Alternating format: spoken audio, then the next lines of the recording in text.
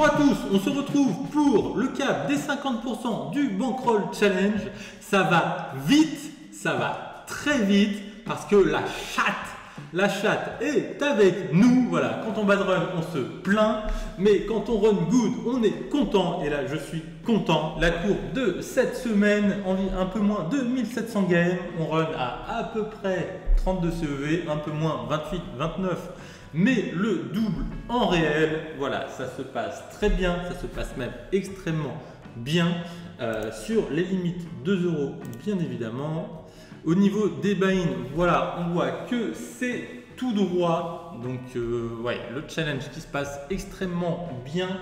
Je vais tout de suite, hop, les gains sur Winamax, voilà, qui sont ici. Donc on est à 417 euros donc au niveau de la roll et à 8365 miles cumulés. Donc ce qui fait, hop, le calcul est déjà fait, c'est magique, 121 euros. Donc 121 plus 417, ça fait hop, 538 euros. Donc voilà, un peu plus de 50% du challenge bankroll qui sont réalisés. Très très content de l'avancée. Voilà, bien sûr, si ça va aussi vite, c'est en partie grâce au good run. C'est pas toutes les semaines qu'on run aussi bien au-dessus de levée. Donc voilà, c'est le poker. Il y a des mauvais moments et il y en a des bons. Et quand il y en a des bons comme celui-ci, eh ben, il faut juste en profiter. Petit bémol cependant, la courbe rouge qui plonge loin dans les profondeurs. Voilà, ça c'est un petit peu symptomatique des micro-limites. Ouais. Comme les récréatives collent tout, mais vraiment tout, voilà, on bluffe moins. Et au bout d'un moment, en force de moins bluffer, on ne bluffe plus assez et la courbe rouge commence à descendre très profondément, ce qui veut dire qu'on a trop baissé en agressivité. Donc voilà, il va falloir changer ça, mais les résultats sont quand même très cool. Je vous propose, comme la dernière fois, la review de Jackpot. Il y en a eu malheureusement qu'un seul, voilà, un seul sur 1700 games, c'est pas beaucoup, mais on peut pas avoir de la chance à tous les niveaux.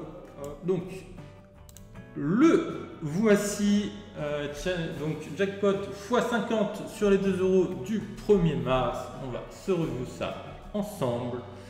Alors, pour revaler une bonne main au bouton, hop, ça fold, on prend ses cadeaux, roi 4 suité, qu'on va limp, on pourrait min raise, mais je pense aussi faible, je préfère limp.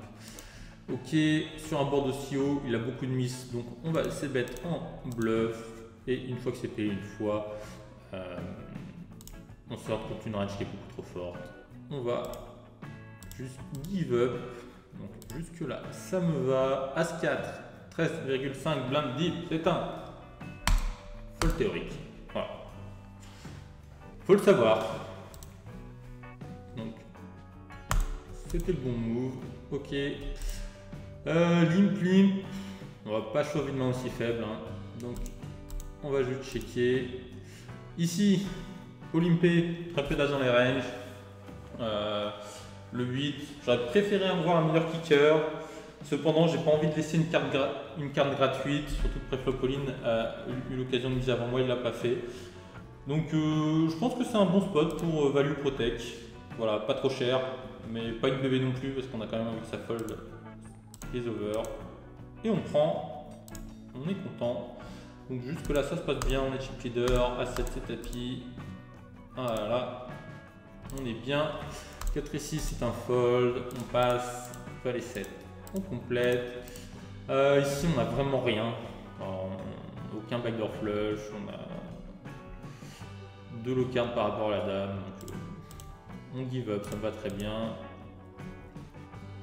Ici, à ce 3, on n'a pas vraiment vu d'agressivité pour l'instant chez nos adversaires qui ont l'air plutôt passifs. Donc, on va préférer faire tapis directement. Voilà. On diminue les trappes quand les joueurs sont passifs. Paire de 4, c'est tapis.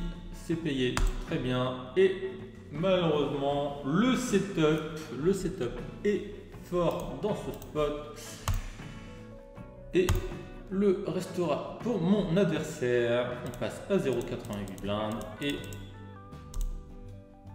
la chatte revient pour voilà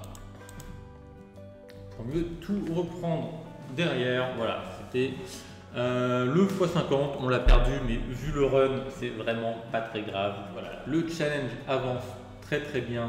J'ai bon espoir de le finir bien avant la fin du mois. Voilà, j'espère que ça vous a plu. Je vous tiens au courant pour la fin du challenge. C'était Benji. Allez, ciao!